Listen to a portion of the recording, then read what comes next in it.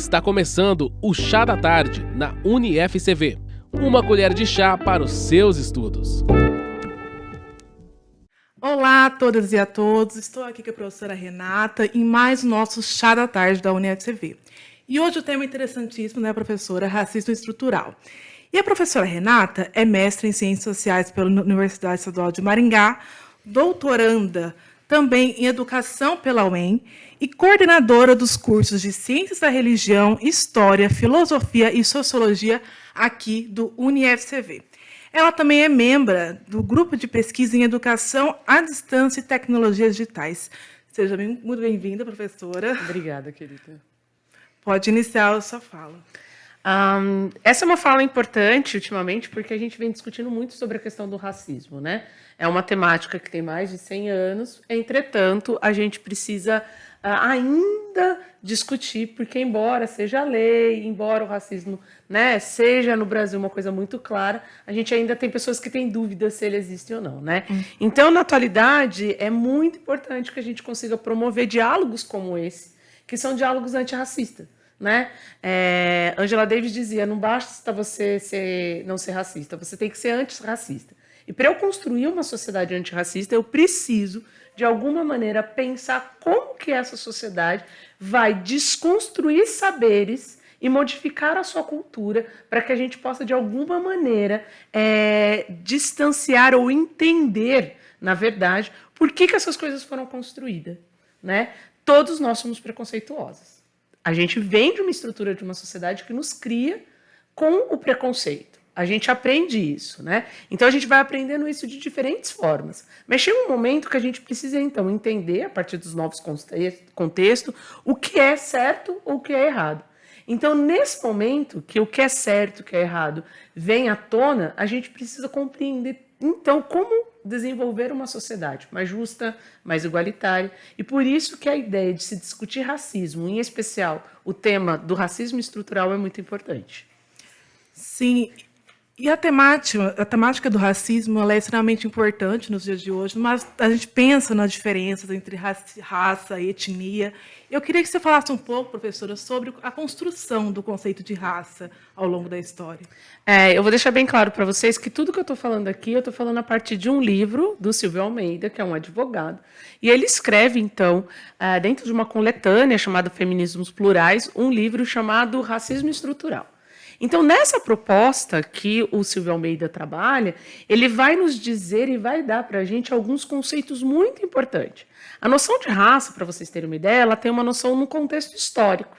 Então, no primeiro momento, quando a gente fala de raça, a gente vai lá para as ciências biológicas, onde a gente vai classificar coisas, animais e até indivíduo. Isso dentro do século XIX, início do século XX, principalmente aqui no Brasil, soou muito com a ideia do eugenismo, com a ideia de que a gente precisava justificar a classificação das pessoas. Então, quando a gente fala em raça, a gente está falando sobre a classificação, seja do meio ambiente, seja da fauna, flora, mas também de indivíduos, né? A gente escuta muitas pessoas dizendo assim, mas não existe uma raça branca ou uma raça negra, o que existe é a raça humana. Na verdade, nós humanos classificamos, sim, pessoas, a partir da sua cor de pele, a partir da sua etnia. Então, é muito importante entender que o conceito de raça, ele vem como uma maneira de classificar as pessoas. Né? No nosso caso aqui do racismo estrutural, ele vem como uma forma de classificar. E classificar por quê? Porque vivemos numa sociedade de dominantes e dominados. Então, para que um grupo possa ser dominante, ele vai dizer o que o dominado tem ou não tem. No caso, quando a gente classificou pela cor da pele, era justamente para escravizar pessoas. Sim, e a professora está sempre colocando a questão do racismo estrutural, mas o que é isso? E assim, e por que é sempre estrutural? O Silvio Almeida, ele resolve um grande problema que até então a gente tinha, né? De falar de racismo estrutural, racismo institucional e racismo individual. Ele fala que tudo é estrutural porque ele vai dizer que é como se fosse concretado o racismo dentro da nossa sociedade. É porque a gente tem uma estrutura racista que a gente constrói pessoas racistas e o racismo institucional. Então, quando ele fala sobre, por exemplo, o racismo individual, o que ele quer dizer quando o que ele está chamando de racismo individual? Sabe quando alguém comete um ato de racismo e aí, para explicar, outras pessoas falam assim, mas tem um problema psíquico. Mas não foi bem assim que ele quis dizer. Isso não é racismo? Na verdade, o racismo pessoal, individual, ele é construído dentro de uma formação, de uma educação, seja familiar, seja social, seja escolar, ele é construído dentro dessa familiarização. Dentro das ciências sociais, a gente diz que a gente tem 2 processos de formação. Nosso primeiro processo socializatório, vamos dizer assim, de socialização, ele acontece na família. Então, mais ou menos até os nossos 6, 7, 8 anos, a gente tem um processo todo em relação à nossa família. Quando a gente começa a ir para a escola, aí você fala assim, mas a gente vai para a escola muito cedo, tem criança que vai com 4 meses já, né? Então, mas essa criança ainda ela não está tão sendo formada por esse segundo processo de socialização. O nosso segundo processo é a escola, a igreja e o Estado. Então, aonde a gente é formado, denota quem a gente está se tornando. Então, quando alguém diz assim, né, há algum tempo atrás, a gente teve um caso de racismo com um motoboy, né, e para justificar o racismo daquela pessoa branca, as pessoas diziam assim, mas ela é esquizofrênica. E aí você para pensar e dizer assim, então quer dizer que logo todo esquizofrênico é racista. E na verdade não, o racismo a gente aprende. Então aquela pessoa, ela pode ter os seus problemas psicológicos. Entretanto, ela foi criada dentro de um ambiente que proporciona a ela pensar daquela forma. Então se você me perguntasse assim, professor, e como que a gente acaba com o racismo individual? Educação. Eu preciso muito educar as pessoas, por isso que eu comecei a minha fala. Não adianta a gente falar, eu não sou racista, a gente tem que promover uma sociedade antirracista. E ser antirracista não dá nem o direito da gente pensar assim, não, mas é só um problema de esquizofrenia, é só um problema que na hora estava nervoso. A gente não pode dar desculpa. O que ocorre é o racismo. Racismo esse que, dentro da nossa estrutura, ele já está posto como correto. Por isso que a gente fala do cabelo do outro, sem achar que está ofendendo. Por isso que a gente faz piada sem achar que está ofendendo. Por quê? Porque a minha estrutura diz, sempre foi assim. Só que o que acontece hoje? A gente começa a modificar essas estruturas. Então, quanto mais consciência eu tiver, quanto mais eu entender do plano coletivo social, mais eu vou conseguir modificar a minha cultura.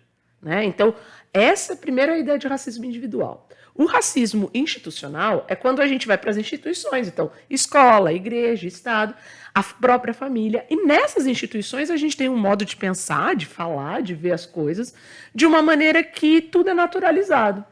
Então, as próprias instituições criam e elas alimentam esse racismo estrutural, porque elas mantêm. Então, se a gente olha no quadro de empresas, quantas pessoas negras e negros estão ali.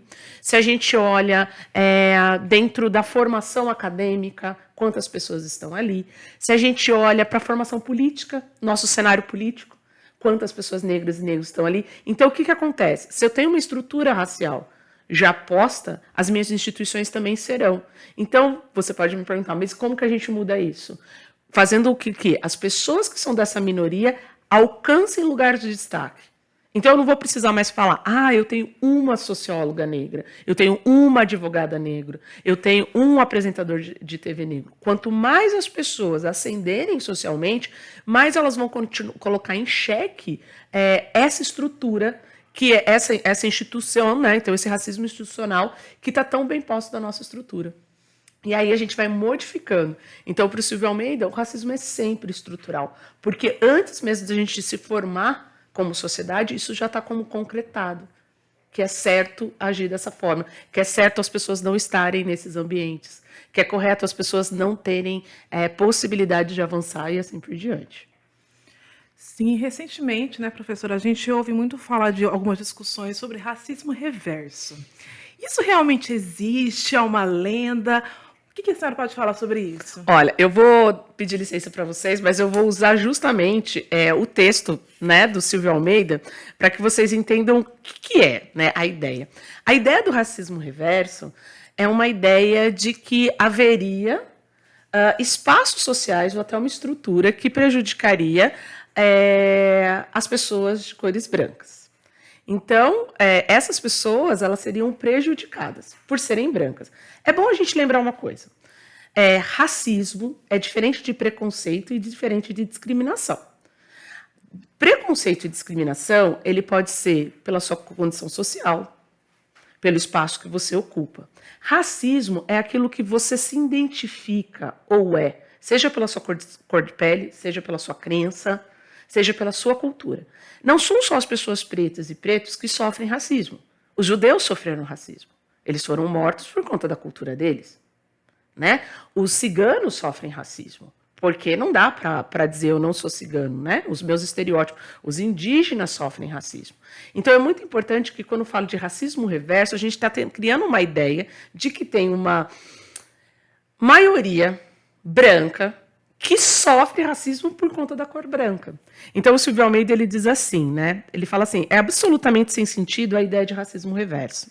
O racismo reverso seria uma espécie de racismo ao contrário. Ou seja, um racismo das minorias dirigidos às maiorias. Há um grande equívoco nessa ideia, porque membros de grupos raciais minoritários podem até ser preconceituosos ou praticar discriminação, mas não podem impor desvantagens sociais a membros de outros grupos majoritários, seja direta ou seja indiretamente. Homens brancos não perdem vagas de emprego pelo fato de serem brancos.